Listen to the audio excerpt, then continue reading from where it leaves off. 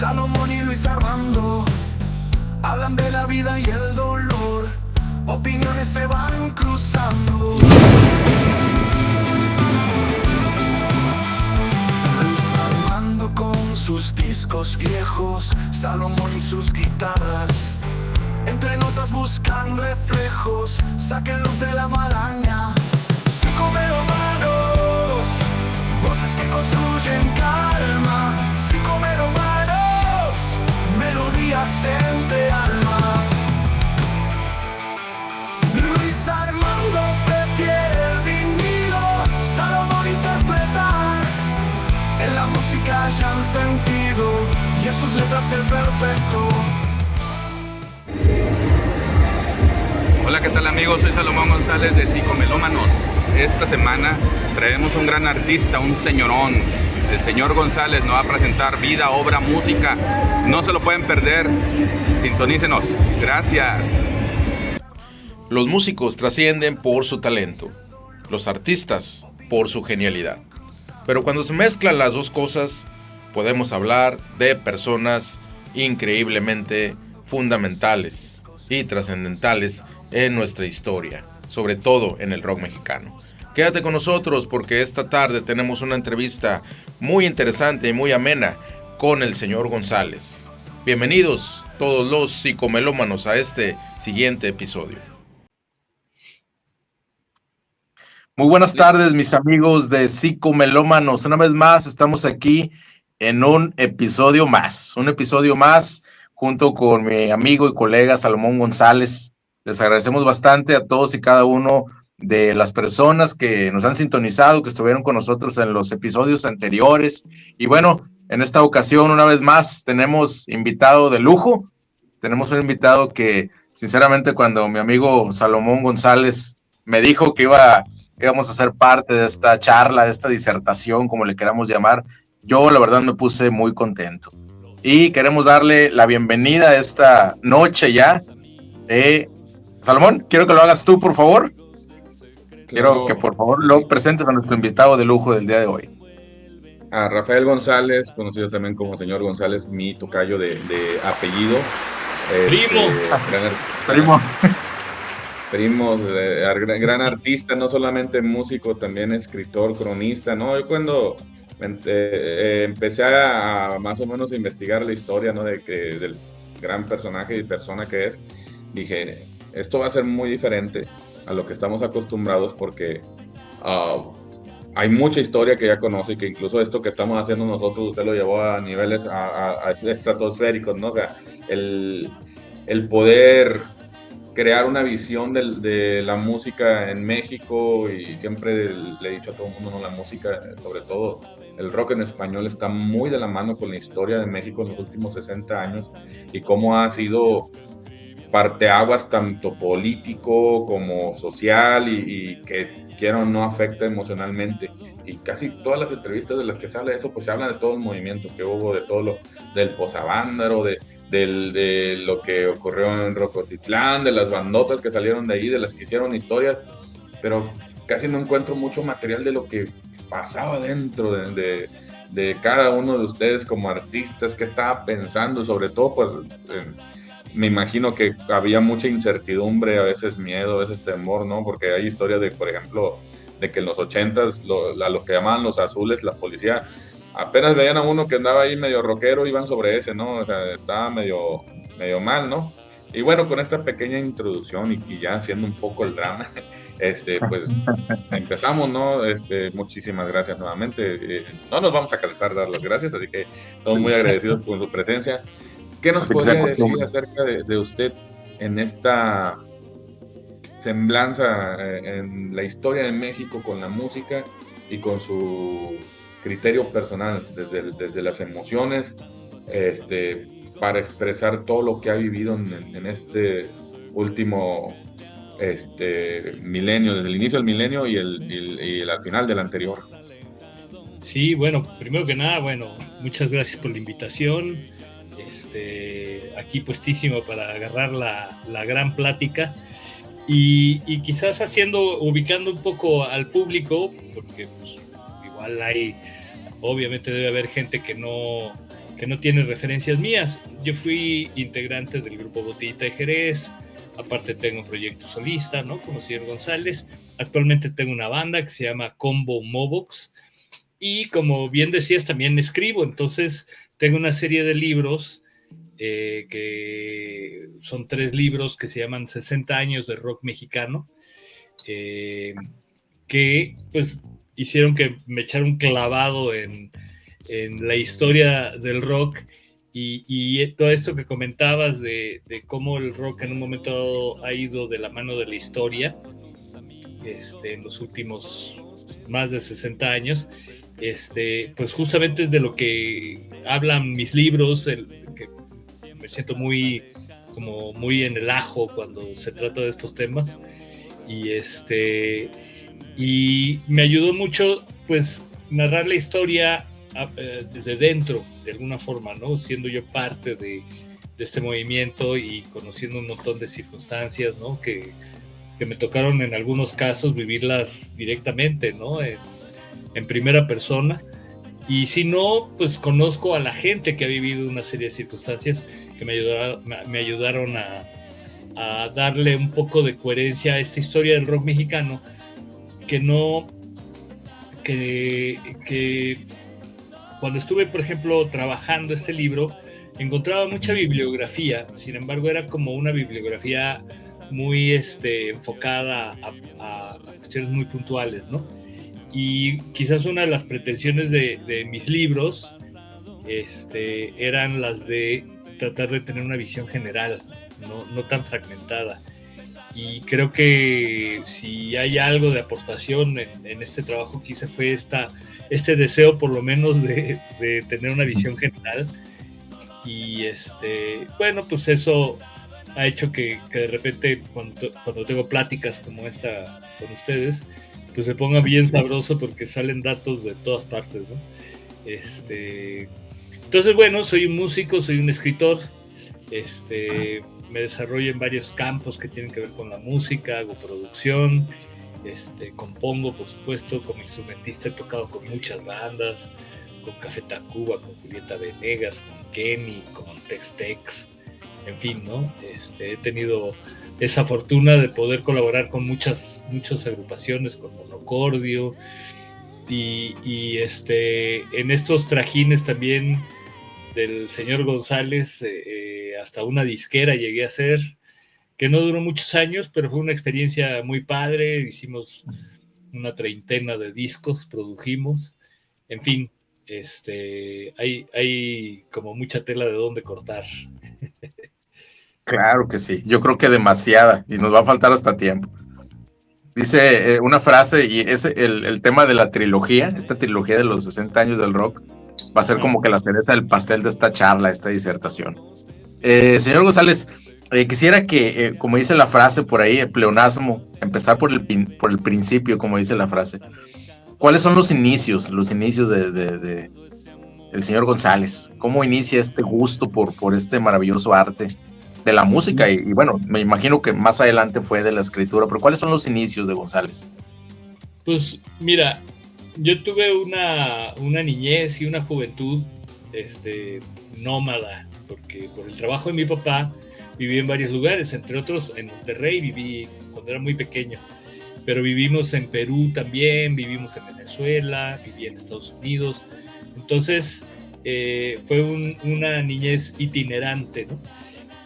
Cuando empecé a escuchar música en la adolescencia, de una forma como más clavada, ya no el cri-cri que me ponía mi mamá en la sala, ¿no? Sino que ya me empezaba a interesar por cosas diferentes. Al principio fue oyendo los discos de mi papá. Y mi papá, por esta circunstancia de cambiar de un lado para otro, él desde joven siempre le encantó el rock, pero el hecho de ir de un lado para otro también hizo que ese común denominador en cada lugar donde yo estaba era pues la música que por la economía y por la cultura hegemónica de los Estados Unidos encontrabas en todas partes, que era el rock, ¿no? Claro. Y pues de los ingleses vía Estados Unidos, que nos llegaba también, ¿no? Entonces Entonces empecé a oír los discos de mi papá, algunos muy viejitos, ¿no? Que si el concierto de Bangladesh y que si Janis Joplin, etcétera. Y después, siempre mi papá, hasta la fecha, es un cuate como muy, muy actualizado, le gusta estar como al día de las cosas. Quizá yo le heredé eso también. Y entonces en los 70 pues viajaba a Estados Unidos y se traía discos de Fleetwood Mac, de Queen, de Elton John, y fue justo un disco de Elton John el que para mí fue como una revelación, así, la primera vez que entendí que había bajo, batería, guitarra, piano y percusiones, fue en un disco de Elton John que se llamaba Captain Fantastic and the Brown Deer Cowboy. Entonces, pues yo ya sentía que mi nivel digamos, de educación auditiva y de poder encontrar lo exquisito de los sonidos, lo había logrado ya. Por supuesto, era un chamaco imberbe que apenas estaba desarrollando su capacidad de oír las cosas, pero yo sentía que ya había logrado como un buen nivel, ¿no? Sí. Y fue justo la percusión, el percusionista de Elton John, que se llama Ray Cooper, el que me llamó la atención, ¿no? Porque era ya como los detalles, era como ponerle la pimienta a los arreglos, ¿no? De las piezas. Y entonces ahí surgió una inquietud mía de yo querer ser percusionista, ¿no? De ser ese que le ponía los detalles a las piezas. De eso a que pude tener yo unos instrumentos, pasaron unos años también, no fue tan inmediato. Fue un cumpleaños que mi abuela me regaló unas congas. Y eso marcó la gran diferencia de todo, ¿no? Ya tenía yo 14 años y en ese entonces vivía yo en Venezuela. Entonces tenía unos compañeros de clase que estaban formando una banda y yo les decía, oigan, yo quiero ser parte del grupo. Pero como estaba yo con el rollo de las congas, que para mí nunca hubo conflicto en que tocara congas y tocara rock, pero los demás obviamente veían en las congas como una especie de intruso tropical. Y como que no cabía, ¿no? Como que no se hacían a la idea. Para mí era lo más normal que pudiera haber, pero para mis compañeros no. Total, después de insistirles mucho, me dejan entrar a la banda y empecé tocando en una banda de rock progresivo allá en Caracas. Y después esa banda se acaba y empecé a tocar algo como más jazz fusión, con toques latinos. ¿Tenía nombre la banda, González? Bueno, la primera banda se llamaba Partenón, la que era progresiva era Partenón. Y de hecho, a la fecha tengo contacto con mis viejos compañeros de allá, que como es conocido por la situación de Venezuela, pues ha habido una diáspora muy, muy extendida. Tengo uno de mis compañeros en Gerona, otro está en Madrid, en fin, ¿no? Y pero sigo en contacto con ellos, algunos dedicados a la música de lleno, uno como músico y otro como crítico de musical, ¿no? Y luego el otro grupo, el que era de fusión, se llamaba SIC, así nomás como suena, SIC. Sí.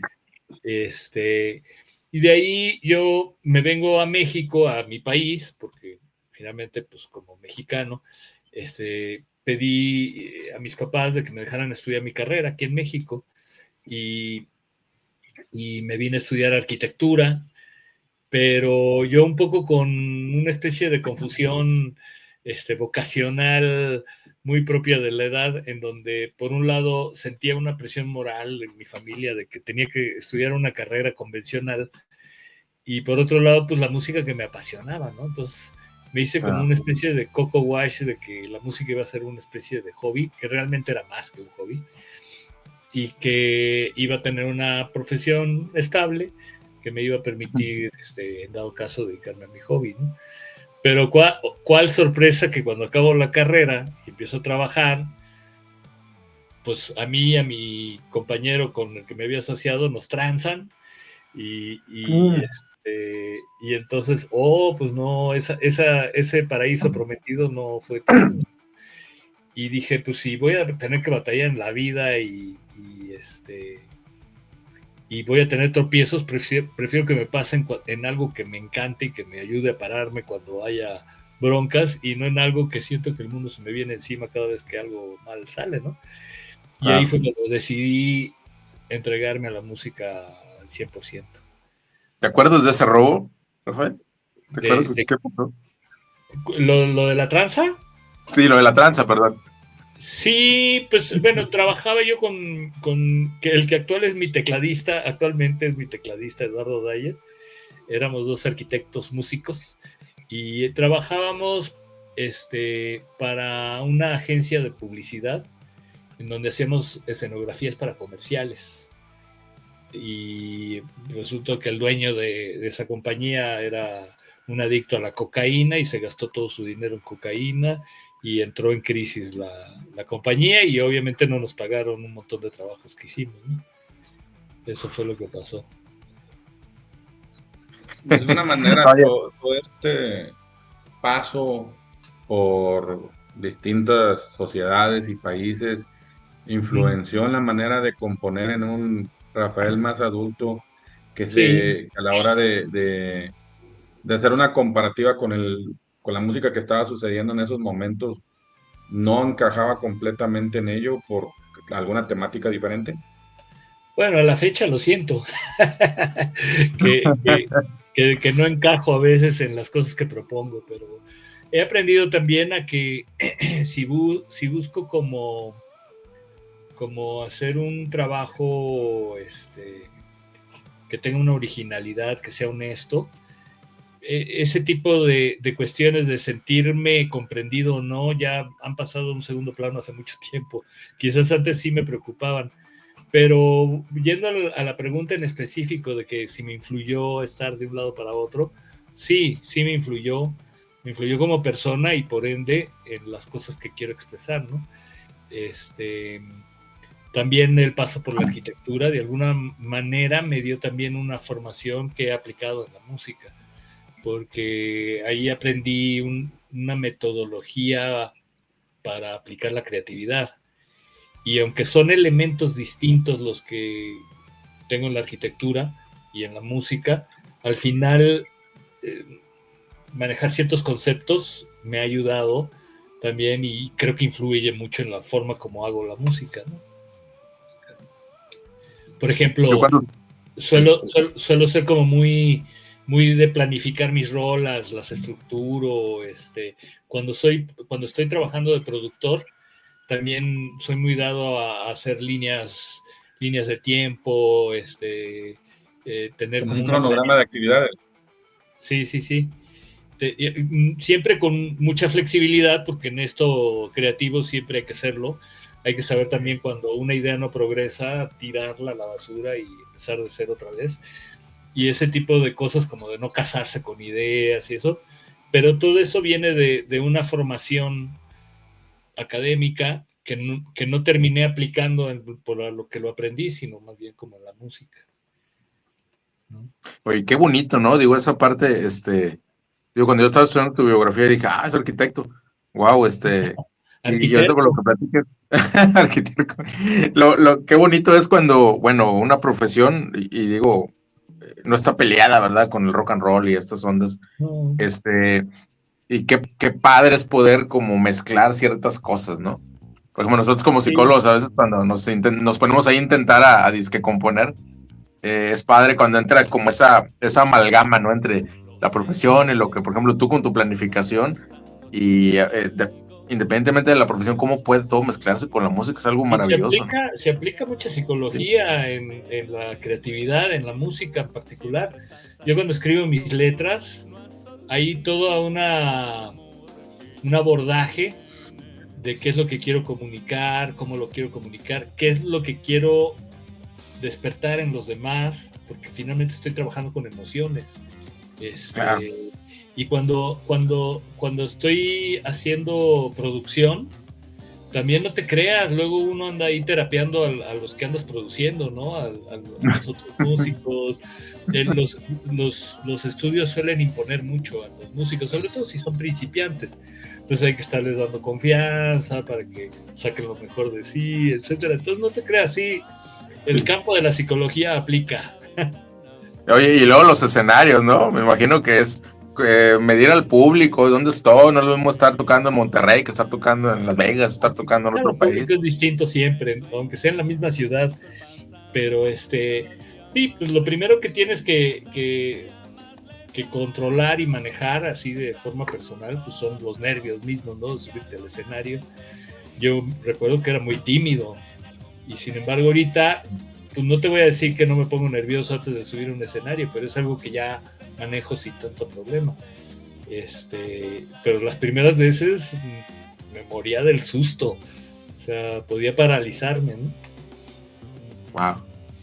¿Hubo alguna lucha, González, digo, parece una pregunta muy, tal vez muy de cliché, ¿verdad? Pero ¿hubo alguna lucha en un momento de tu vida entre, arquitectura, me voy por la música? ¿Hubo en algún momento de tu vida esa lucha existencial?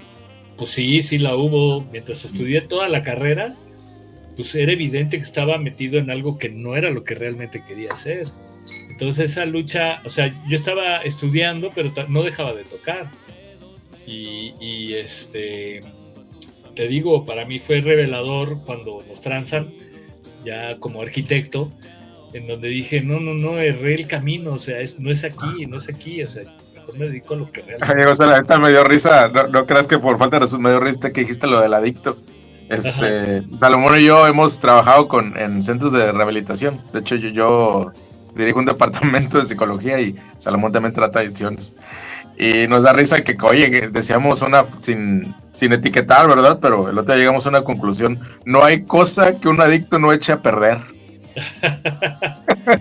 Es increíble cuando una persona ganchada puede hacer cada cosa, ¿eh? Y pues a veces aquí está otro ejemplo. Es este rollo, ¿no? De que lo que te hace la adicción, la droga en este caso, pues te domina, ¿no? Ya no eres tú el que tiene el control, es la droga. Entonces, pues sí, echas todo a perder. Qué cañón. Sí. En 1998 es un año muy bonito en México porque justamente en nuestra entrevista pasada tuvimos a alguien que formó parte también de una historia lanzada en el 98, que fue el disco de Bajo el Azul de tu Misterio de Jaguares, ¿no? Estuvo con nosotros Harry. Nace este proyecto llamado El Señor González y los Cuates de la Chamba. Tuve la fortuna, así se lo digo, no porque esté aquí presente, de escucharlo y de disfrutar. Y se oye muy atemporal todo esto y creo que coincide mucho con lo que dicen, ¿no? Con el contexto tanto del cómo se formó Rafael y el profesionista que edificó, porque esto parece ser un álbum edificado de principio a fin, finamente, con todo donde debe de ir y los cambios de ritmo y bueno, no sé quién sea el bajista, pero hizo un trabajo también fenomenal en este álbum que le imprime mucho punch y entra donde debe entrar, los ritmos que de repente puede irse desde una balada o algo más latino, o sea, habla mucho sobre una persona con alta cultura. Y todo esto ahora ya lo vamos entendiendo poco a poco, ¿no? O sea, no es cualquier, o sea, incluso si usted no hubiese sido músico, hubiese sido una persona con la que le hubiera dado muchísimo gusto platicar, ¿no? Por todas las vivencias, por todo el aprendizaje, por todo lo que ve. ¿Qué tanto influye o sea, bueno, más bien, qué tan vivo está esto de seguir aprendiendo, proponiendo, disponiendo, devorar al mundo en usted actualmente y qué tanto ha cambiado a través de los años? Pues afortunadamente siempre está ahí esa curiosidad y necesidad de encontrar lo que todavía no encuentro, ¿no? Y qué bueno que es así, porque el día que lo encuentre, pues ya va a perder chiste todo, ¿no? Fíjate, sí, en 98 empieza el Señor González, pero discográficamente, porque antes de entrar a Botellita de Jerez, en la primera etapa que estuve, porque estuve en 2 etapas, estuve del 88 al 97, pero antes del 88 yo tuve un intento de sacar al señor González. De hecho grabé unos temas que logré que me pusieran en la radio de aquel entonces. Había una estación aquí en la Ciudad de México que se llamaba Espacio 59 y otra que se llamaba Radio Hits, y ponían este demo que hice, ¿no?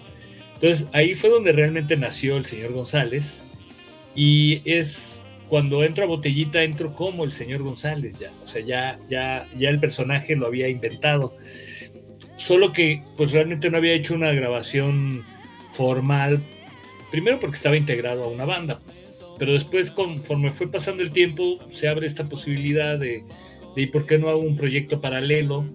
Y luego por circunstancias de los hechos que se fueron dando, al final terminó Botellita y empecé yo esta carrera solista, pero la idea original era que fuera corriendo de forma paralela, ¿no? Con Botellita de Jerez. Y eso, bueno, ya estos primeros discos empiezan desde el 98. Y te comento que ese disco en particular, por lo mismo que tenía esta idea de llevarlo paralelamente a Botellita, pues no es que tuviera la intención de armar una banda como tal. Yo tenía ya una banda que yo era parte de Botellita, entonces decidí invitar a muchos amigos, invité a 32 músicos para ese disco. O sea que cuando dices que te gusta el bajo, pues en realidad fueron varios bajistas según la canción, ¿no?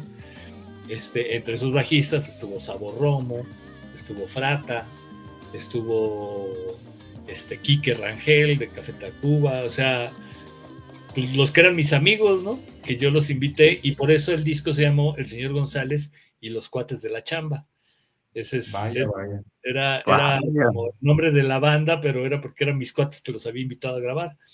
Curiosamente se acaba Botellita en el 97 y mi disco ya sale en 98, y pues ya me veo en la circunstancia de tener que armar una banda fija, ¿no? Y desde entonces he tenido la suerte, siempre en mis discos y todo he tenido como una banda metamórfica, pero hay dos integrantes que han estado conmigo desde el principio, que han sido incondicionales, y yo soy un incondicional de ellos porque tienen ellos también sus proyectos, que es Frata en el bajo, y yo soy el percusionista de Frata siempre que se puede, y Eduardo Dyer en los teclados, que es el compañero mío desde arquitectura, ¿no? Con el que trabajaba cuando me transaron. Entonces, hasta la fecha, ellos dos, por ejemplo, son músicos de Combo Movox, la banda que tengo en la actualidad, ¿no? Hemos sido compañeros desde hace muchísimo tiempo. Wow. ¿Cómo fue esa experiencia y cómo se fue gestando, González, esa entrada? Fueron 2 etapas. Y bueno, ya la batería, voz y teclados ahí en Botellita. ¿Cómo se gestó esa entrada a esta banda Pues, icónica? mira, a finales de los 80s, yo estaba en una banda con mis hermanos que se llamaba Baraja. Y entre otros lugares tocábamos en Rocotitlán, que en ese entonces Rocotitlán era de los Botellos, ¿no? Entonces, de repente se dio una coincidencia porque Baraja se separa y Sergio Arau se sale de Botellita de Jerez. Coinciden los tiempos, ¿no? Entonces hubo un lapso como de 6 meses, que es cuando yo hago este demo que me empiezan a poner en la radio y yo ya soy el señor González, ¿no? Y de repente Paco Barrios, el más tuerzo, me invita a entrar a Botellita, porque pues de estar tocando en Rocotitlán, pues aparece ahí una afinidad, una amistad, hay como buena onda entre los Botellos y los de Baraja, y entonces cuando se da toda esta circunstancia, todos estos movimientos, Paco me invita a entrar. En ese entonces, que no había guitarrista, estaba haciendo el paro Lalo Tex, que estuvo tocando la guitarra como en 4 o 5 toquines, estuvo Lalo Tex. Luego entró un integrante más que tocaba teclados, que era Benjamín Alarcón, que después ya salió, pero en ese entonces llegamos a hacer un quinteto, ¿no? Y poco tiempo después entra Santiago Ojeda en la guitarra, que es cuando entonces Lalo Tex se hace a un lado, porque pues Lalo Tex estaba en Tex-Tex, o sea, tenía su banda, pues. Curiosamente yo ya había grabado con los Tex-Tex antes de lo de Botellita, en su primer disco. Tuve la suerte de que me invitaran a tocar ahí y pues su gran hit, que es Un Toque Mágico, pues yo toco ahí las percusiones, ¿no? Entonces, pues era este ambiente en que había mucha camaradería entre las bandas. Todavía no empezaba un pique que después ya se dio en los 90s como a todo lo que daba, en donde empezó ya a no ser una escena tan cordial, sino que ya empezaron a armarse como grupos y rivalidades, ¿no? Pero en ese entonces había mucha camaradería entre las bandas. Wow. Este pique que menciona tiene algo que ver con las discográficas y la proyección que se le dieron a algunas bandas a nivel nacional, ¿no? Ya ve que más adelante salió también el movimiento de rock en tu idioma y pues también bandas de otro continente que llegaron a México a presentar su música. Sí. ¿Estuvo relacionado a esto que le mencionó o fue otra cosa? Sí, bueno, esto que te cuento de cuando Baraja y Botellita y Tex-Tex y todo eso, era en el mero momento en que estaban haciendo la campaña mercadotécnica de rock en tu idioma, porque es eso, fue una campaña hecha por una discográfica. Pero el rock mexicano venía de una situación muy compleja, porque en Avándaro, en el 71, el gobierno vio una forma como de asestar un golpe muy, muy duro a la cultura joven de aquel momento, ¿no?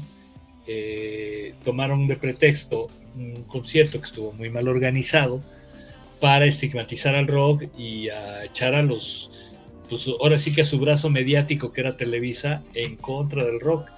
Y vino un oscurantismo que duró casi 15 años. Entonces el rock era muy mal visto, en fin, no había espacios cuando...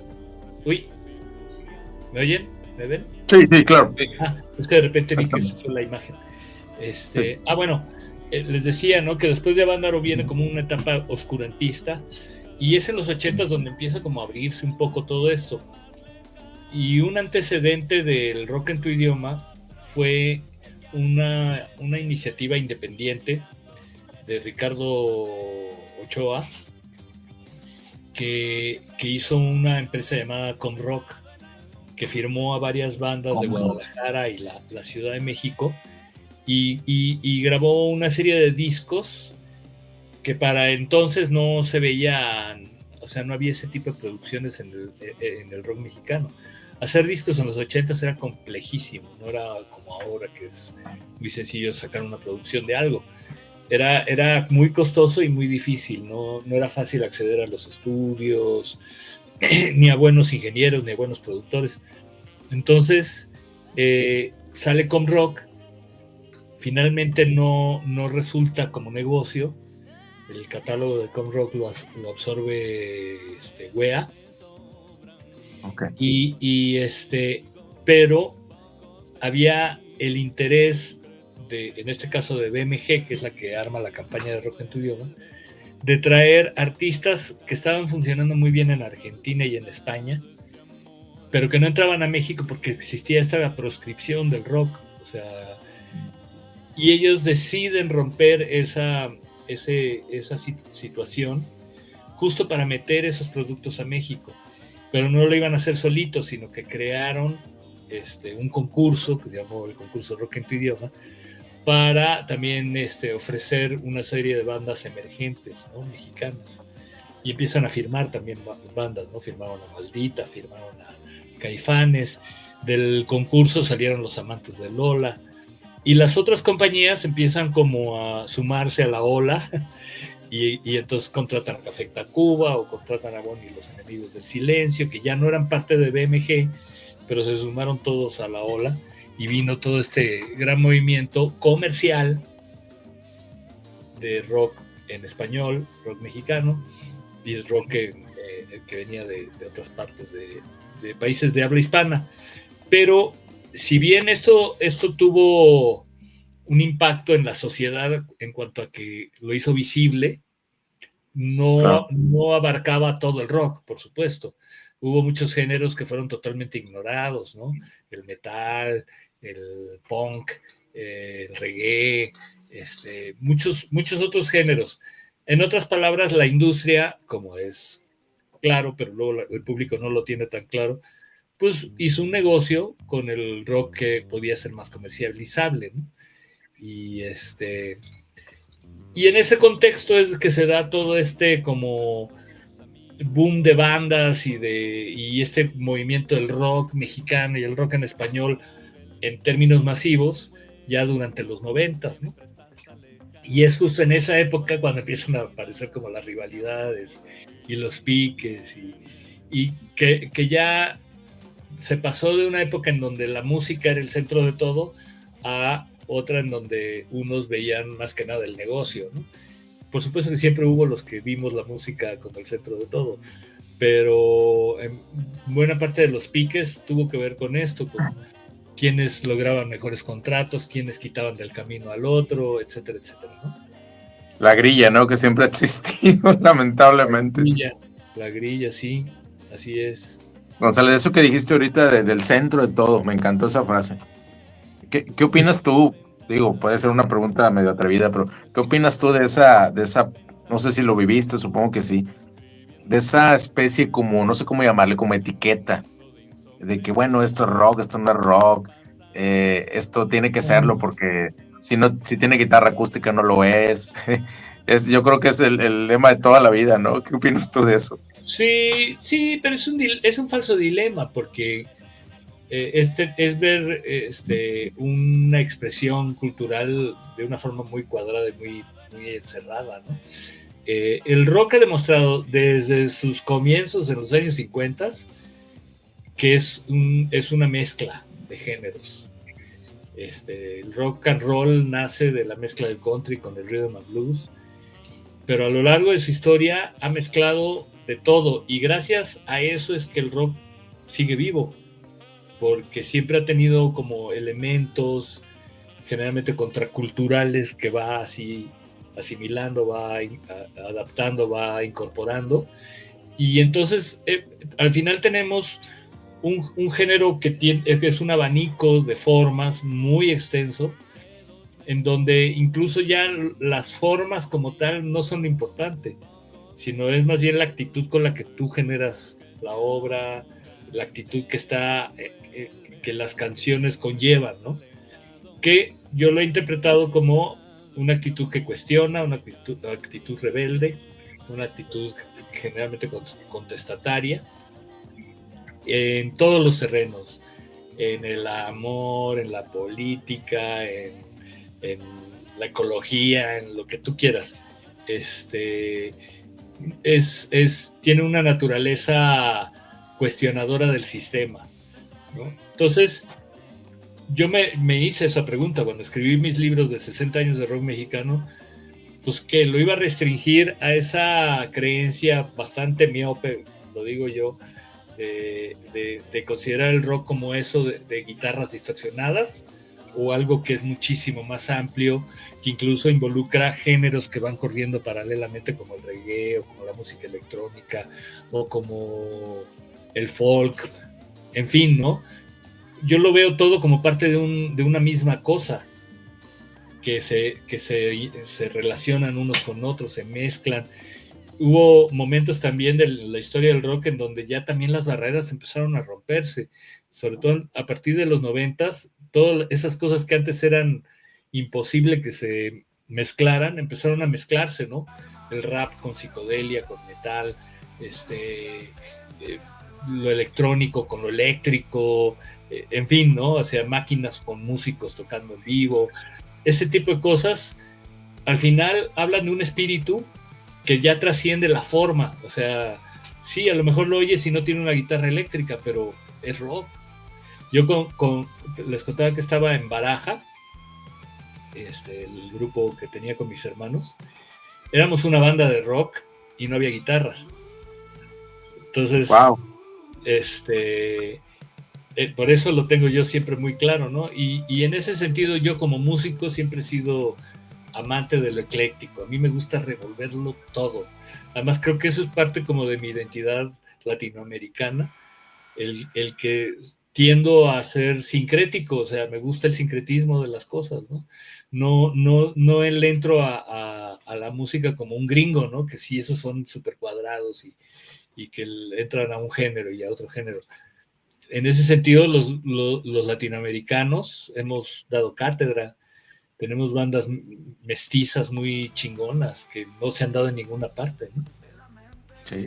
No, y bandas, y sin afán, sin demeritar a los grandes géneros como el metal, el glam, grunge y todos esos. Yo Pero hasta, platicaba con hasta esos hechos aquí suenan diferente.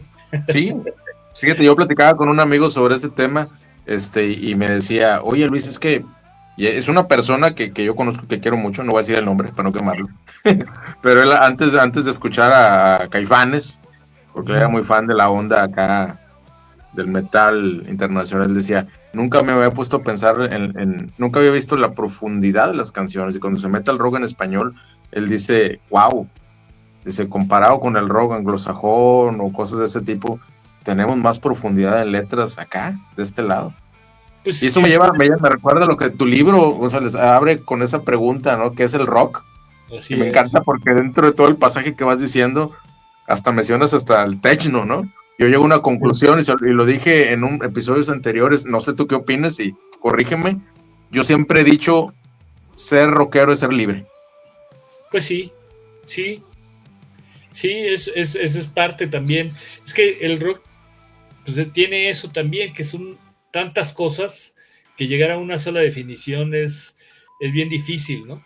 Y eso lo hace también una cuestión como muy subjetiva. Al final, cada quien tiene su visión de lo que es el rock. Y y pues entonces es totalmente válido que alguien diga, no, lo que tú dices no es así, ¿no? Pues está bien, ¿no? Cada quien tiene su forma de abordar el rock. Creo que hay ciertos elementos que sí podemos como ponernos de acuerdo, ¿no? Ser libre, ser pues cuestionador del sistema, ser pues no sé, te iba a decir ser como duro, pero no, también el rock puede ser suave, puede ser melódico, puede ser una balada, puede ser amoroso, ¿no? Claro. Entonces, Puede ser alegre. alegre, triste, pues obviamente puede abarcar todas las emociones que abarca la música en general, ¿no? Pero tiene esta como actitud, ¿no? Al final de cuentas es una actitud, ¿no? Que se vuelve incluso una forma de vida, una forma de enfrentar a la realidad y la vida misma.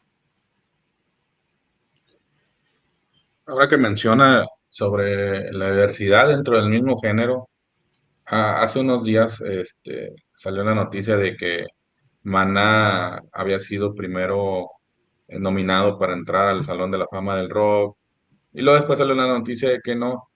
Y algo que a mí en lo personal no me gusta mucho es esta falta de patriotismo, ¿no? Pasa mucho con las peleas del Canelo, o sea, lejos de decir, vamos a apoyar a un mexicano que la está rompiendo, sin importar si es bueno, no realmente su estilo pues, nunca va a ser comparado con Julio César Chávez, por ejemplo, en el deporte, ¿no?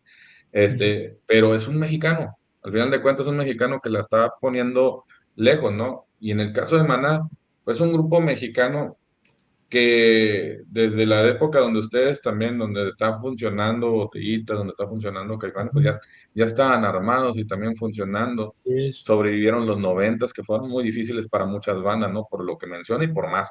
Y y que a la par de otro grupo llamado también Ritmo Peligroso, metió mucho lo, lo latino dentro de la musicalización misma, ¿no? Es decir, sí, sí, sí, nos formamos como una banda de rock porque los primeros discos así estaban muy cuadrados, no nada más en los instrumentos convencionales, pero viene una evolución a partir de los 90, del 95 para adelante, donde ya entran otros instrumentos, otro tipo de ritmos, algo mucho más caribeño, que a lo mejor que ahí fue donde empezaron a criticarlo, a decir, eso ya no es rock, ya no se parece a nada, ¿no? Pero puso muy en onda todo lo que había más allá, más abajo de México, ¿no? Ujú. Tú como un gran conocedor de otros países, porque lo experimentaste, a lo mejor lo puedes entender más. Por eso a mí nunca me cae bien esta idea de que no, es que qué bueno que no los metieron porque no era rock. Pero nuevamente es la pregunta, entonces, ¿qué es el rock? Pues, al final de cuentas, Sí, Maná es un grupo mexicano que llegó lejos y pues a lo mejor no pudo entrar, pero eso no demerita el esfuerzo, ¿verdad? sí, mira, Maná es de estas bandas que están como en una frontera poco definida, en donde al principio por una actitud y una forma de hacer las cosas eran rockeros. Más, yo me acuerdo ver,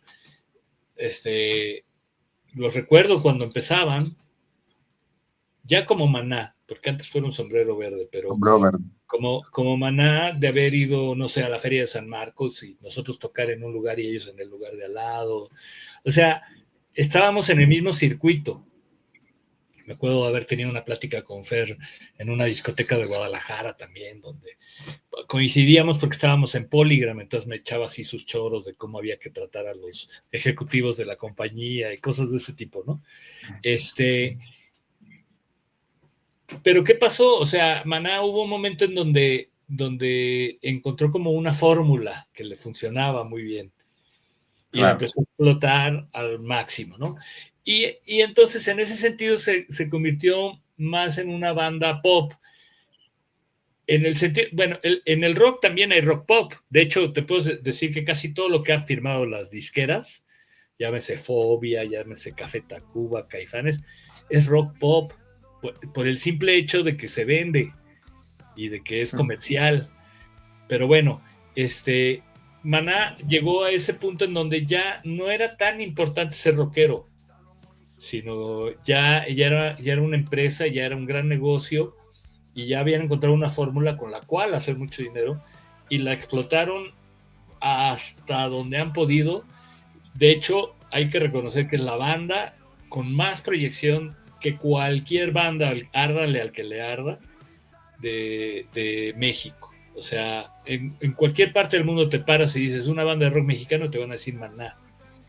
Entonces, más allá de lo que pensemos nosotros, si lo sentimos que se alejaron, de que si son el familiar que nos dejó y ya perdió lazos con su familia y cosas por el estilo.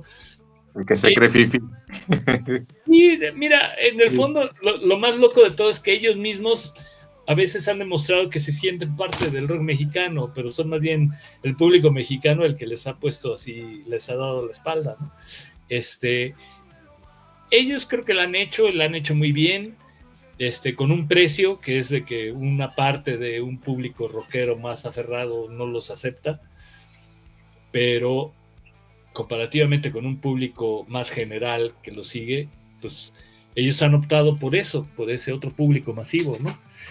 Ahora, lo de que entren o no al Salón de la Fama en Estados Unidos, para mí es totalmente irrelevante mi postura, porque yo pertenezco a una generación de bandas que surgieron en los 80s, que su bandera fue hacer rock de México para México. Y en buena medida tuvo un auge, tuvo una fuerza y creció a partir de que las bandas de antes en México lo que querían eran ser como las bandas gringas y cantaban en inglés y tenían su mirada todo el tiempo afuera de México, no lo tenían en México. Y en todo el tiempo estaban imitando, todo el tiempo estaban en función de lo que sucedía afuera. En los 80s eso cambió.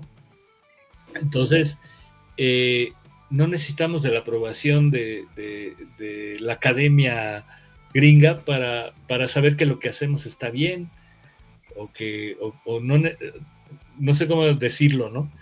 En ese juego que ha jugado Maná, pues a lo mejor es pertinente que lo consideren, ¿no? Porque pues sí, han tenido una proyección internacional tremenda, pero en términos generales, como rockero mexicano, a mí me sale sobrando si el Hall de la Fama gringa considera una banda mexicana o no. Así como lo de Soda Stereo también, que lo intentaron y que no salió. Y a mí se me hace que la gente que se emociona con eso, bueno, pues tienen derecho a emocionarse, pero yo no lo veo relevante. desde mi perspectiva personal, ¿no? Claro, claro. Sí. Me pareció muy pertinente tocar este tema porque envuelve mucho la postura personal, en este caso de nosotros tres, la suya, que es nuestro invitado, y el contexto, obviamente, porque nosotros, pues, como fans, ¿no? O como seguidores, pero tú como alguien que vivió el movimiento, fue protagonista, por su parte, pues, obviamente nos dice esto y es como decir, ok, es una muy puntual actualización sobre lo que es el estigma del rock en México, ¿no? Es como regresar otra vez a la raíz, no hablar de un rock en general, sino el rock mexicano, y como tal, pues sí es verdad, sigue siendo irrelevante si entraron o no, al final de cuentas es lo que están produciendo en el país para el país, y por eso hay muchísimas otras bandas que se mantienen congruentes. Sí, y por supuesto que eso no quita que no haya una admiración, por ejemplo, a muchas bandas americanas, estadounidenses o británicas, ¿no? Que han sido influencia de todos nosotros, por supuesto, ¿no? Pero como que de repente es un poco decir, órale, hay rock ahí, hay rock en Gran Bretaña, hay rock en Italia, hay rock en Francia, bueno, hay rock en México también, señores, y tenemos nuestra identidad, ¿no? Tenemos nuestra identidad y tomamos eso que llega de fuera, que nos gusta mucho, pero le aderezamos y le ponemos de nuestra cultura y nuestra cosecha, y eso lo hace más, digamos, más real para nosotros, ¿no? Tiene elementos de conexión con lo que somos. Pues es como la misma cultura mexicana, ¿no? El condimento. México tiene muchos sabores. Incluso a lo mejor entre estados hay diferencias, ¿no? ¿Por qué no verlo también en la música? Sí, así pasa. Y a veces se cae en esa incongruencia, ¿no? Hablamos de libertad en el rock, pues muchas veces terminamos, me incluyo porque también lo he hecho alguna vez, discriminando, ¿no? Diciendo, ahora sí que terminamos siendo, al final no somos de parte ni pues. Fíjate, a mí me pasó algo, nosotros tenemos una comunidad de WhatsApp donde compartimos música nueva, nos la pasamos ahí compartiendo aquellos que coleccionamos discos también, música. Es una comunidad muy padre que se llama Melómanos. De hecho, de ahí surgió este podcast.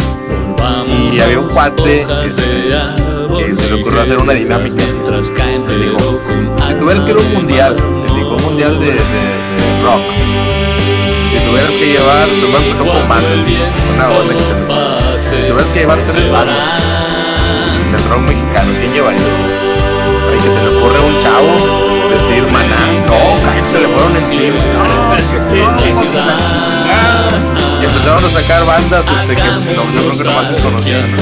Pero él dijo, es que no estamos hablando de gusto, estamos hablando de que vamos a ir a competir. Se le ocurrió decir Maná y hay gente se le echó encima. Pues sí, pero al final los gustos son una cuestión bien subjetiva, hay que respetar, hombre. Sí. A algunos les gusta una cosa. Tú puedes oír algo que a mí no me guste y no quiere decir que estés mal. Claro, es subjetivo, exactamente. Sí. No, y por algo tú lo incluyes ahí en uno de tus volúmenes, en el 2, si no me equivoco. Sí. Corrígeme. Y ya que, fíjate, ya que lo mencionaste, este tema de la trilogía de los 60 años del rock mexicano. Digo, ¿cómo surge esta idea? Está maravillosa tu trilogía. ¿Cómo surge, esta idea de documentar? Y yo me atrevo a decir, como lo dijo Salomón, no porque te tengamos enfrente, que no sé, son contados aquellos que se han atrevido a hacer una documentación de este tipo. Cuéntanos cómo surge, qué pasa. Hubo raza que se te sintió, me imagino, ¿no? No me incluiste, te pasó siempre hay gente que no le gusta, ¿no? Pero pues que escriban su libro. Mira, exacto. Mira, siempre este tipo de cosas están limitadas, muchas veces por el formato, además. Yo escribí en 3 volúmenes sobre 400 bandas y menciono como 1500 más. Pero siempre va a haber es imposible abarcarlo todo, y 2, siempre el formato te va a poner un límite. Yo tenía un límite de páginas, ¿no? Cuando haces un documental audiovisual, pues también, a lo mejor también el que tengas que negociar los derechos de las canciones que van a aparecer ahí te limita, ¿no? Porque unos te los van a dar y otros no te los van a dar. Siempre hay límites y eso hace que en realidad no contemples a todo el mundo. Entonces, hay que partir de eso. Yo tuve claro que este trabajo que iba a hacer, pues a mí me gusta verlo como un punto de partida para que muchos otros le den continuidad, o sea, que desde sus propias perspectivas o disciplinas puedan también agrandar esta información, ¿no? Complementarla y agrandarla o abordarla desde otra perspectiva distinta a la mía, ¿no? Que al final de cuentas soy un músico que escribe, ni soy historiador, ni soy periodista, ni soy sociólogo, ni nada. O sea, yo soy un músico que cuenta la historia, hace una gran crónica del rock mexicano desde mi perspectiva de músico. Entonces, ¿cómo surge? Bueno, en cierto momento me busca una editorial que ya no existe, que se llama Ediciones B, que ya había intentado con periodistas y otras personas hacer justamente un proyecto de una enciclopedia del rock mexicano, pero como que habían arrancado y siempre se les caía el proyecto y nunca terminaba de cuajar. Entonces alguien les habló de mí porque yo había sacado un libro que se llamó Mi Vida Pop. Mi Vida Pop, exactamente. Sí, y entonces pensaron que yo era un buen prospecto para escribirlo, ¿no?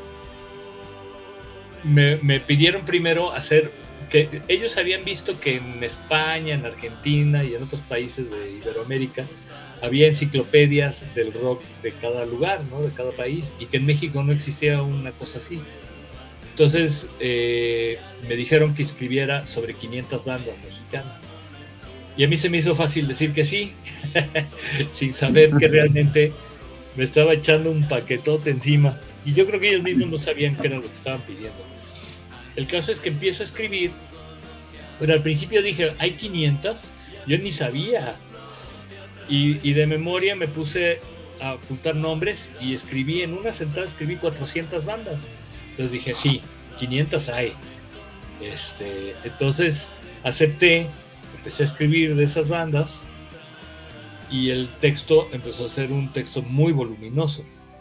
Entonces ellos querían como esta especie de enciclopedia, pero en un solo volumen, lo que iba a ser imposible, ¿no?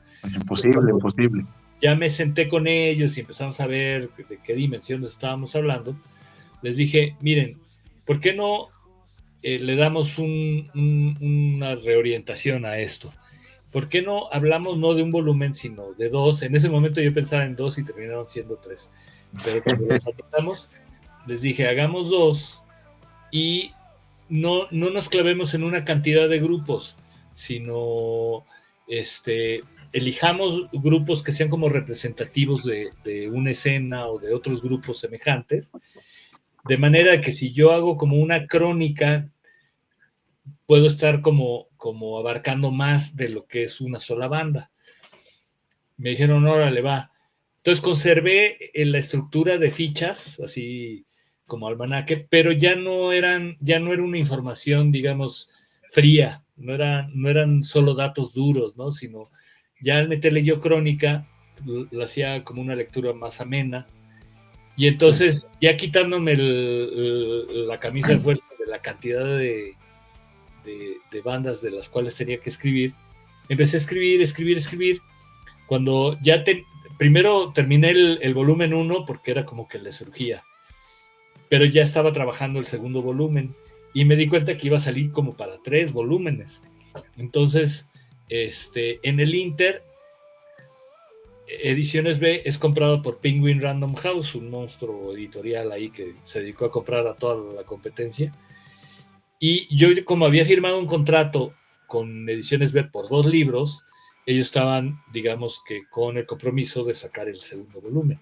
Pero cuando yo llegué con el tercer volumen para ver si salía y se completaba la trilogía, entonces me salieron con que no les interesaba. Entonces hice una edición de autor, que se les llama, ¿no? Entonces el primero salió con Ediciones B, el segundo con Penguin Random House y el tercero con Señor González Producciones.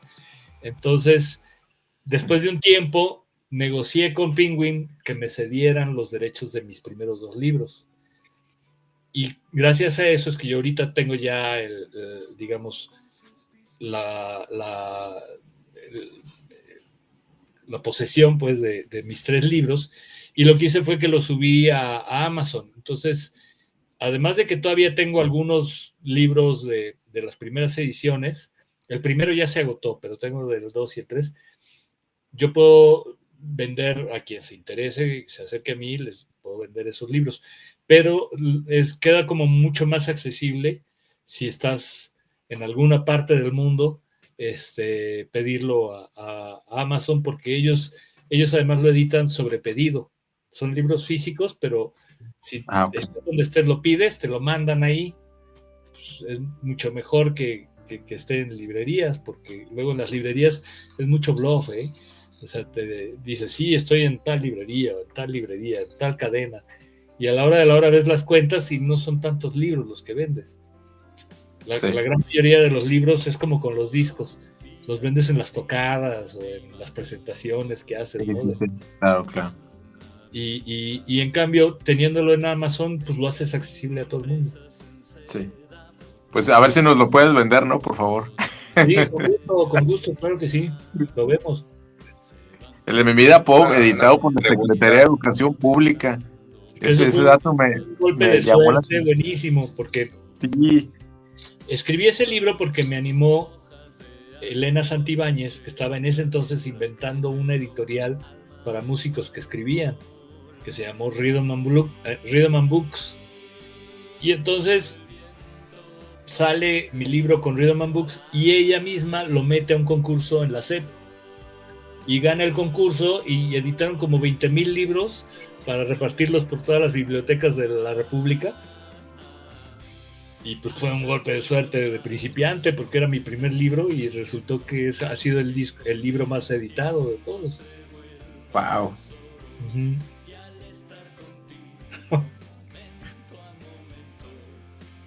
Regresando a una parte de los inicios, al inicio también de esta misma entrevista, mencionas que había estado estudiando una carrera a causa, pues, de la presión de familiar. ¿Qué opinó o qué opina o cómo fue esta opinión, ¿verdad? De parte de su padre, de su familia, cuando decidió soltar la arquitectura y decir, voy a dar por este camino, este es el mío? ¿Hubo algo que lo motivó, desmotivó en el proceso? No, pues estaban en contra totalmente. De hecho, fíjate, te voy a contar algo bien cabrón.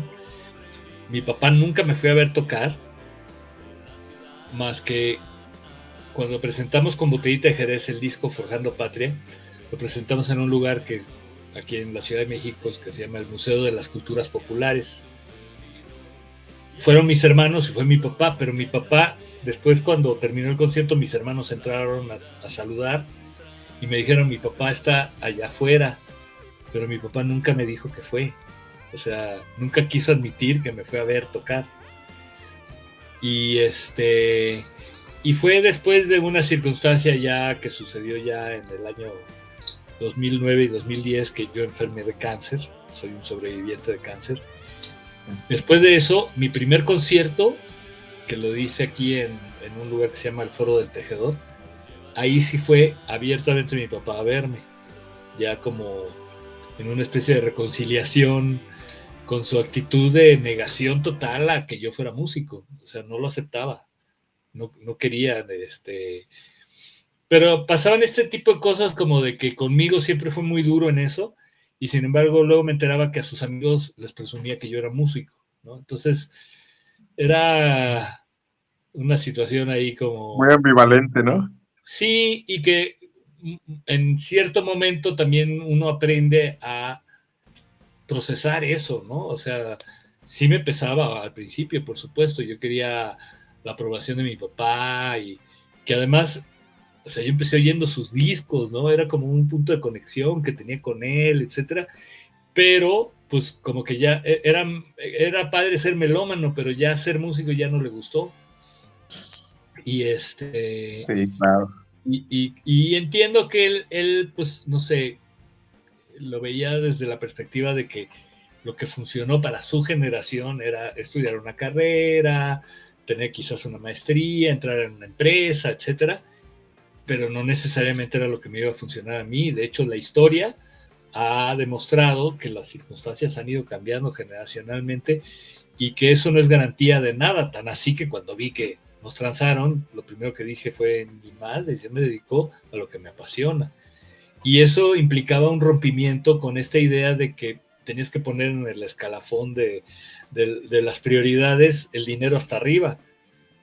Tenía que ponerlo 2, 3, 4 renglones abajo porque si no, no hubiera podido lanzarme a ser músico, ¿no? Tenía que poner otras cosas por delante. Y sí, pues fue un poco difícil, pero a la fecha, pues como que la historia me dio la razón. Lo puedo decir ahora, ¿no? Claro. González, perdona que me brinque, porque me voy a brincar va a ser un salto cuántico. Y ahorita que lo mencionaste, la situación esta, y con todo respeto te lo comento, sí, de haber sido sobreviviente de cáncer, de ahí surge este álbum del 2014, corrígeme, Superviviente. Superviviente de mí. En realidad, cuando estaba yo padeciendo el cáncer, estaba yo componiendo otro, que fue Un Mundo Frágil. Ese fue, digamos, mi compañía mientras viví todo el proceso del cáncer. Y Superviviente de mí lo saqué 5 años después, porque cuando uno ya libra el cáncer, entras en un estado que se llama, estás en remisión. Y es hasta después de 5 años en donde te dicen, eres un superviviente, ¿no? O sea, a partir de los 5 años en que ya no hay cáncer, ya digamos que tienes las mismas probabilidades que cualquier persona de volverlo a contraer, pero ya te consideran un superviviente. Entonces por eso fue que ese disco en particular le puse Superviviente de mí. Pero el disco que yo compuse cuando estuve mal fue Un Mundo Frágil. Y curiosamente el libro Mi Vida Pop lo escribí también en ese mismo periodo. Hice un disco y un libro. Pues eran como mi terapia a la hora de estar pues en ese proceso tan difícil que fue pues estar en las quimios, y tuve un trasplante de médula y fue una cosa bastante aparatosa que me sacó de la circulación 2 años, ¿no? 2 años. Sí. Pero en esos 2 años, pues la parte bonita era ponerme a componer o ponerme a escribir. Nosotros en Psicomelómanos, perdón, Salvo, adelante. Fíjate que en tu diálogo muestran mucho enfoque a muchas cosas. Siempre hay algo que estar haciendo, y me imagino que en esa época había muchas conexiones también en distintas funciones. ¿Qué tan involucrado estás en el proceso de la producción de tu propia música y de la música me imagino de otras bandas que te buscan en cuestión instrumental? O sea, porque a pesar además de ser percusionista, mencionas que también tocas otros instrumentos. Y en continuación de esa misma pregunta, como si esto fuera un equipo de fútbol, ¿cuál es la posición que más te agrada en ese sentido? O sea, ser un frontman, estar en la batería, tocar teclados, la producción, en fin, ¿qué conlleva eso? Todos me gustan, y lo justamente de la variedad es que hace que sea divertido también todo, ¿no? Hubo un momento en mi vida que sí me di cuenta que empecé de percusionista, ¿no? Y si me hubiese dedicado exclusivamente a la percusión, lo hubiera tenido bastante difícil. Ha sido difícil, pero lo hubiera tenido más cabronamente difícil. Entonces entendí que tenía que diversificarme, pero no quería dejar la música. Entonces encontré muchas ramas en las cuales yo podía desarrollarme, siempre ligadas a la música, ¿no? Como la producción, o escribir sobre música, o componer, o ser un instrumentista, ¿no? Y pues me gusta, dependiendo del momento, me gusta en lo que estoy. O sea, me encanta producir, por ejemplo. Que la producción, ¿cómo fue que se dio? Pues fue algo gradual, porque me acuerdo cuando grabábamos los primeros discos de Botellita, Eduardo Gamboa, que era el que producía a Botellita, pues te vas fijando qué es lo que hace, qué es lo que te pide, y te vas dando cuenta pues que es un área que es chida, la de la producción, ¿no? Después dejamos de trabajar con él y empezamos a autoproducirnos los botellos, los 4 botellos que éramos entonces. Entonces esos fueron los primeros pininos realmente, ¿no? Empezar a coproducir con mis compañeros, y de repente ya voy a hacer un disco propio, y por una cuestión casi que de economía, pues dije, pues yo me voy a producir a mí mismo, ¿no? Porque así no me cuesto. Y empecé a grabar mis discos, por suerte con bastante idea de lo que buscaba y lo que quería, y teniendo ciertos logros. Después de eso dices, bueno, pues voy a producir a otros, ¿no? Y de repente se me ocurre la loca idea de hacer discos Antídoto, y entonces producimos un montón de bandas, y aunque ahora en estos momentos ya no tengo discos Antídoto, he seguido produciendo bandas, pero la gran experiencia fue la de producir pues el elenco de mi propia disquera, ¿no? Y entonces todo es parte como de un desarrollo en donde pues vas dando pasitos, pero cuando volteas para atrás ya recorriste un camino bastante largo, ¿no? Ha sido un camino largo, reforzando eso que Sí. acabas de decir tú. Tan solo al leer tu biografía, ¿no? La gente con la que has aportado. Yo me atrevería a decir que tú has aportado más que al revés. Pues es de ida y vuelta, ¿eh? Es de ida y sí, vuelta. Fíjate que hace algunos años, no sé, yo creo que hace más de una década, yo tengo años trabajando en el tratamiento de adicciones y me tocó ver a Lalo Tets, con banda con la que tú participaste, en un programa de AA. Se aventaban unas tribunas maravillosas, platicando su experiencia, su experiencia pues en nuestro queridísimo, que le mandamos un abrazo hasta donde se encuentre su ser, ¿verdad? El buen Lalo. Sí, claro. ¿Cómo fue la experiencia, González, con Tets? Pues también es una larga historia, porque cuando estaba yo en Baraja en los 80s, te digo que había como camaradería. Yo ya conocía a Paco de Botellita de Jerez, y Paco en ese entonces se puso a producir bandas. Produjo a Mamaceta, produjo a Trolebús, y produjo el primer disco de Tex-Tex, Un Toque Mágico. Y entonces es Paco el que me invita a grabar con los Tex-Tex. Y desde ahí hice gran amistad con ellos, ¿no? Toqué en la presentación del libro, pero no se limitó solo a esos encuentros. En otras ocasiones me invitaban a tocar con ellos, al grado que pues, he participado como en 4 discos de ellos. Uno de ellos, Los Muñecos Desenchufados, que quedó padrísimo ese disco. Es un gran álbum. Pero incluso me iba de gira con ellos a Chiapas, y total, hubo como mucha conexión. Yo, por supuesto, en mi primer libro, El Señor González y los Cuatro de la Chamba, está la Lotex también ahí. O sea, había una como correspondencia en la cual nos invitábamos y tocábamos y todo. Y justo antes de que muriera,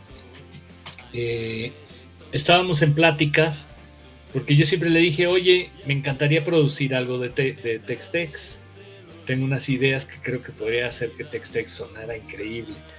Entonces nos vimos en un restaurante del centro de la ciudad, y ponte tú, era un jueves, y quedamos de que nos hablábamos el domingo para ir el lunes a ver el estudio en donde ellos trabajaban.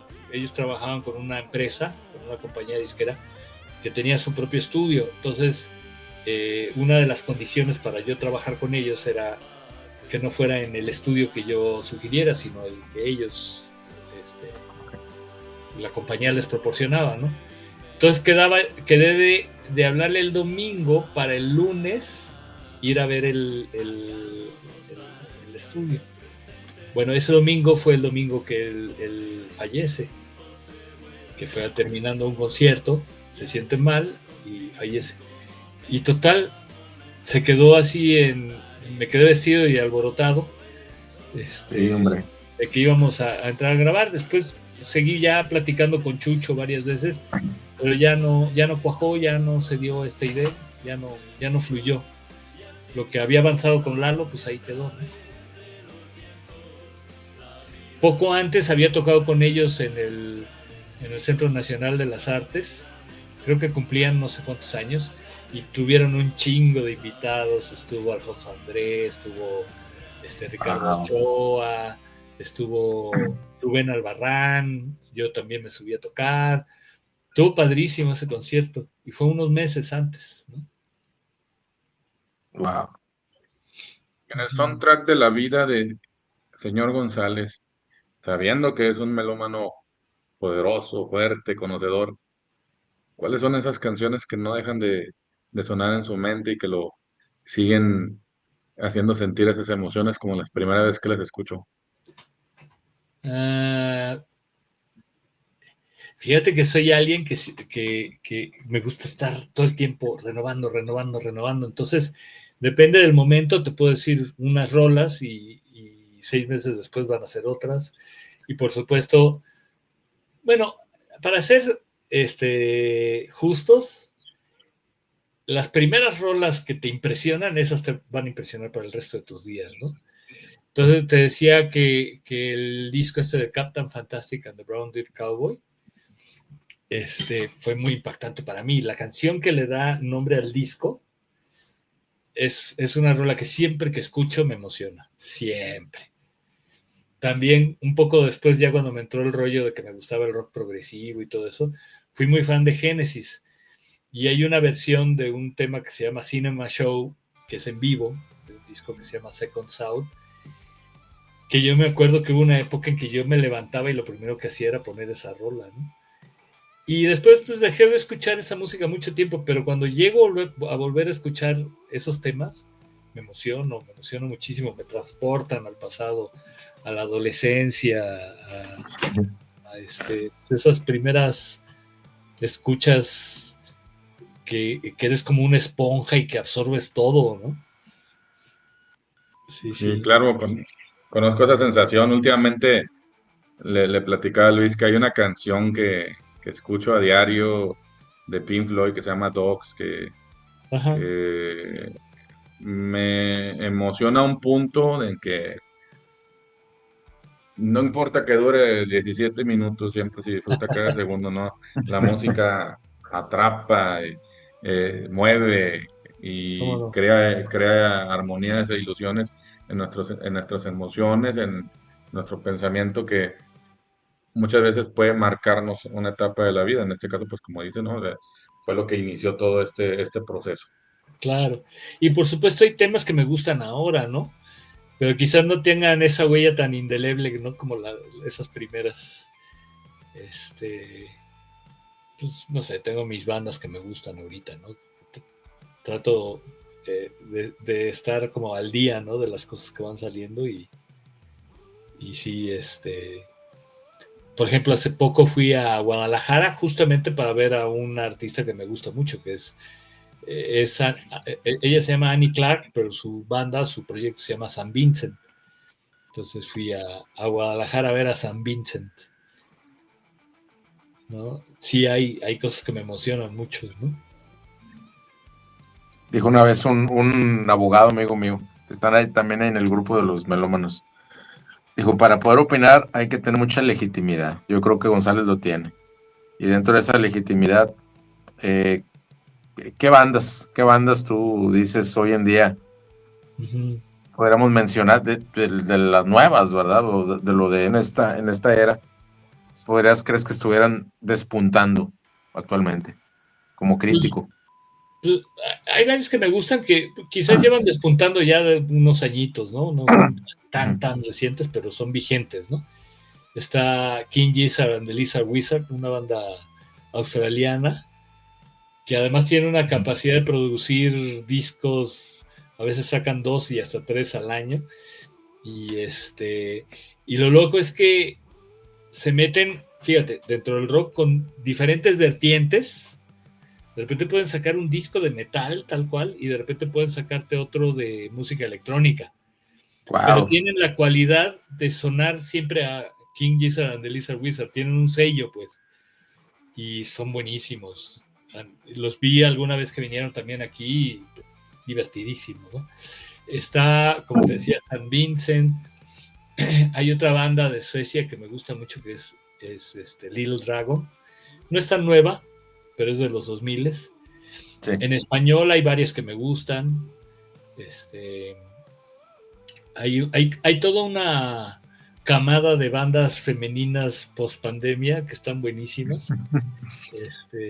No sé, puedo decirte Pondré o Tefi Clouds, ellas son de León. No tan nuevas, pero que están también muy divertidas, las Bloody Benders.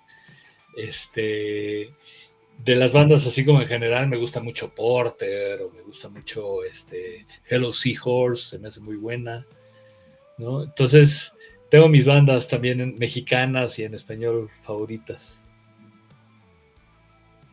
Para el señor González, ¿qué pinta el panorama? ¿Qué sigue? ¿Qué está planeando, ¿no? O sea, tanto en lo musical, en lo escrito, o va a explorar con esta inquietud que lo caracteriza en otras fronteras distintas a la música y a la escritura, o seguimos en el mismo pie. ¿Qué es lo que está fraguando en este momento? ¿Nos podría compartir algo? Sí. Mira, por lo pronto, sí, en lo inmediato, este viernes, o sea, pasado mañana, vamos a estrenar Combo Mobox, un tema que se llama Aire y Escombros. Se va a lanzar este viernes 13. No, miento, viernes 20, ¿qué? 24 creo que es. 23. No, ya no sé dónde estoy. Este viernes, 16. Ok. Viernes 16. Ok. 16.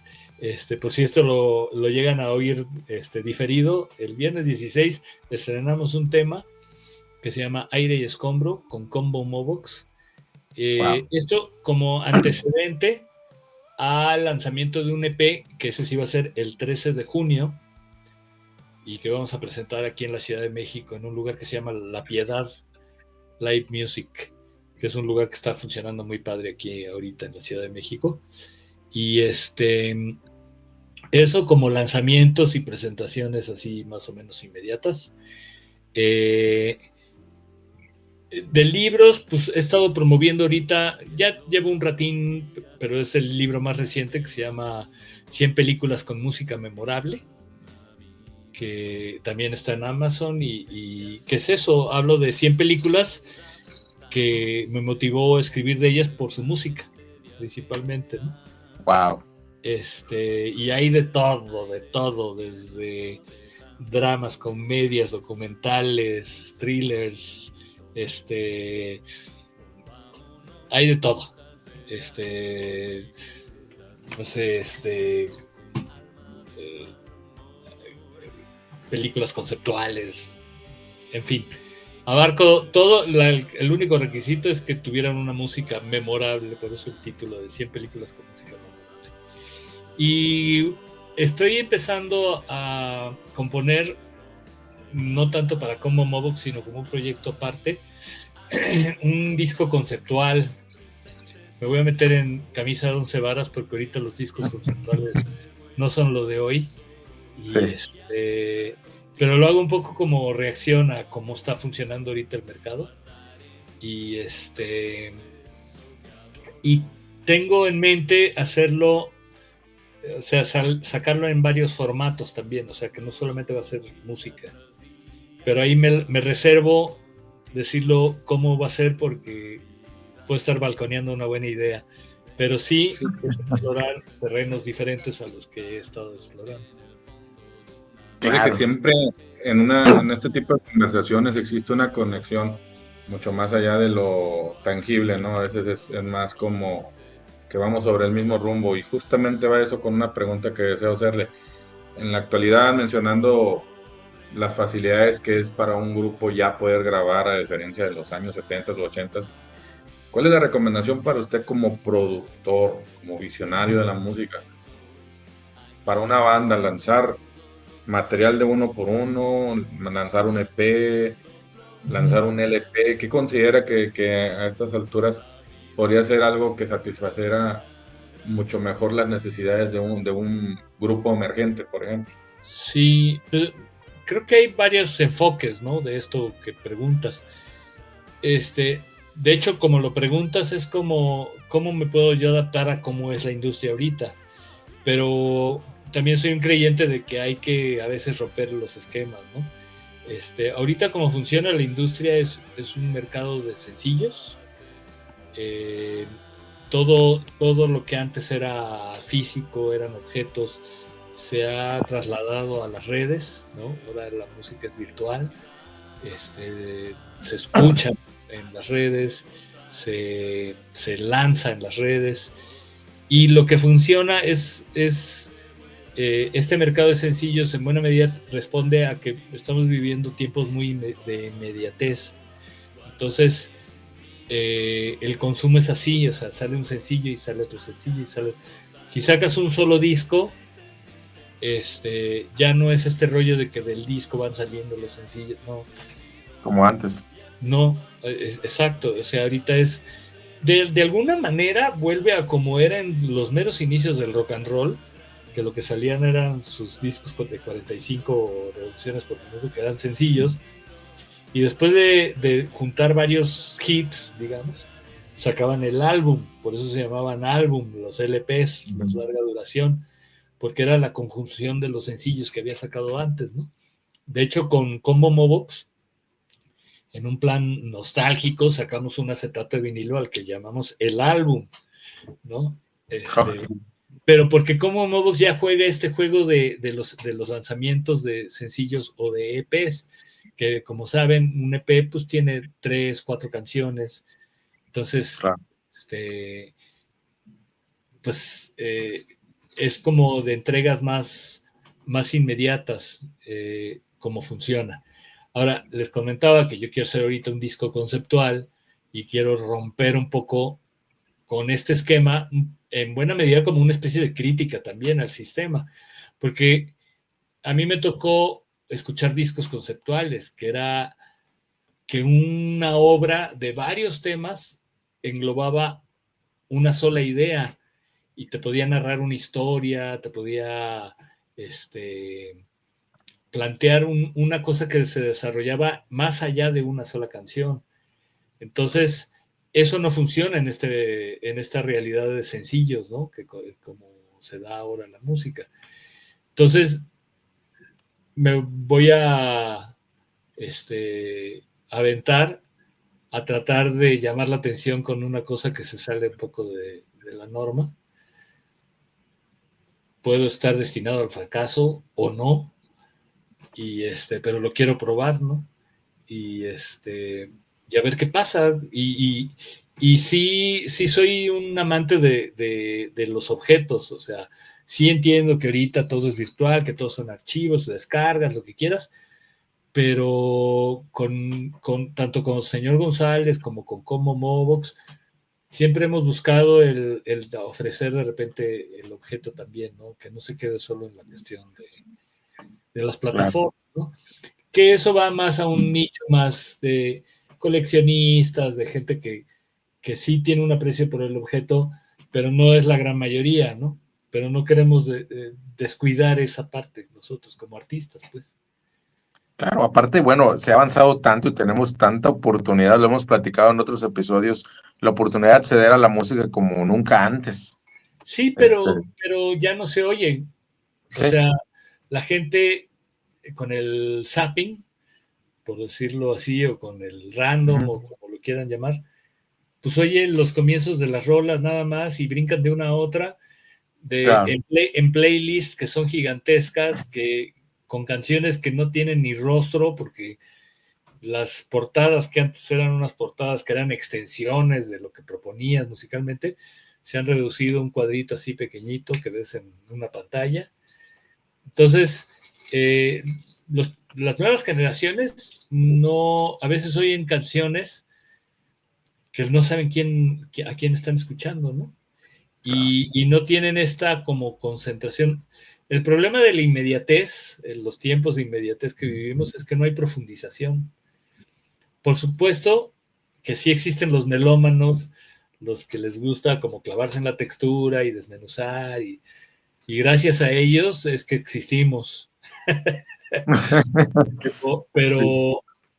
pero la gran mayoría, en términos masivos, si lo vemos en términos masivos,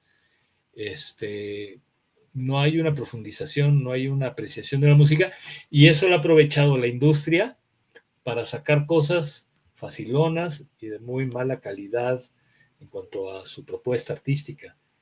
Y entonces por eso hay tanta porquería también. Lo que más se vende y lo que más se escucha es la música con la peor calidad que pueda haber. Entonces, bueno, eso no es nuevo porque eso ha pasado siempre. O sea, las grandes masas consumen lo más comercial siempre. Pero pues contamos un poco con los que buscan, ¿no? Que no se conforman con lo que les dan, sino que buscan algo diferente. No, y hablar de calidad hablamos desde todo, hasta desde el arte. Muchas generaciones se van a perder esa magia de llegar y abrir un disco y ver las canciones y pasarte horas.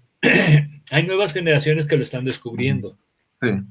Pero son los menos, o sea, son, te digo, en un plan más de nicho, ¿no? Uh-huh. Exactamente. Sí. No, y aparte, la calidad, hablamos hasta la calidad del audio. No es lo mismo poner una rola ahí en Spotify que poner un disco de vinilo y poner un CD o un cassette. Estamos en tiempos en donde puedes grabar con la mayor calidad posible, pero la escuchas en la peor calidad posible. Finalmente, estos archivos que hay en plataformas, pues son archivos muy comprimidos. Entonces, yo, por ejemplo, he grabado discos con definiciones muy altas, ¿no? Que a la mera hora hay que bajarles la calidad para que esté en un CD incluso, ¿no? Y a un CD tiene una buena calidad, digamos, pero se graba muchísimo más calidad. Pero no es lo que se mueve, ¿no? Tiene mucho que ver los pesos de los archivos, y que gracias a que el MP3 es, por ejemplo, un archivo ligero, que existe todo este movimiento en las redes de música, ¿no? Que antes no se podía. Gracias a esa ligereza, pero no quiere decir que estés oyendo con la mejor calidad. Exactamente. Uh-huh. La inmediatez ha ido de la mano, lamentablemente, pues a veces de la mediocridad. Sí, me atrevo a decir. Sí, pasa sin querer satanizar tampoco las nuevas dinámicas, porque son diferentes y uno lo que tiene que hacer es adaptarse, buscar los caminos, pero también puede uno ser crítico, ¿no? Y puede uno de repente decir, oigan, aquí en vez de ganar estamos perdiendo, ¿no? Claro. En las sesiones, en este caso en el humanismo, en lo cognitivo-conductual, siempre hacemos una pregunta y va a acorde para el cierre de nuestra entrevista con usted, que le agradecemos profundamente nuevamente, como le dije, vamos a ser muy agradecidos. Disfrutamos mucho esta charla, se nos hizo muy amena y quisiéramos seguir, pero sé que hay cosas que disfrutar más adelante y hacer. Entonces me atrevo a hacerle esta pregunta, como si fuera el cierre de una sesión. ¿Con qué se queda y qué proyecciones siguen para la vida del señor González? ¿Con qué se queda de esta sesión? Bueno, pues que acabo de hacer un par de amigos por allá en el norte de la República. Claro. Que ojalá no sea la primera de varias pláticas que podemos chutarnos. ¿Y qué viene para el futuro? Pues mucha música, ojalá, mucha música para todos, ¿no? Que haya opciones, que no nos restrinjan a nada más escuchar un tipo de música. Que el abanico se abra a todo lo que se pueda. Claro. Y este podcast, fíjese, señor González, precisamente tiene esa finalidad. Compartir cosas diferentes, que son diferentes, pero que siempre han estado ahí. Uh-huh. Y hablamos desde los escritores, desde personas como usted, que ha estado todos estos años en esta historia tan larga, tan longeva del rock, y tiene precisamente esa finalidad, ver el otro lado, de la música también, y de personas que siempre han estado ahí y que merecen, así como su obra, se lo digo a usted directamente, como su obra que merece estar documentada, esto también merece estar documentado. Muchas Sí, gracias. incluso yo de ahí a mi casa voy a estar escuchando algunas bandas y canciones que estuvo mencionando y decir, el hambre por aprender nunca se acabe, que esto siempre se genere, y si nos permite en otra ocasión también seguirlo invitando, Cuando nosotros quieran. encantados, lo disfrutamos muchísimo todo, ¿eh? Está muy bien. Sí, cuando Puede ser quieran. un episodio 2.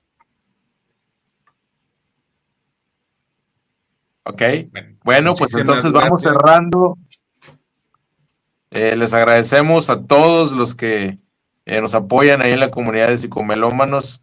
Una vez más, señor González, muchas gracias por haber accedido a esta invitación de este podcast. Vamos a estarlo por ahí editando de la mejor manera posible, con toda la calidad necesaria. Y bueno, pues claro que sí, aquí tiene 2 grandes amigos. Esperemos que sea recíproco también para allá. Y pues le agradecemos Sí. infinitamente esta charla que se llevó en Gracias por la Psicomelómanos. invitación. Gracias. Hasta luego. En consulta están ellos dos, Salomón y Luis Armando. Hablan de la vida y el dolor, opiniones se van cruzando.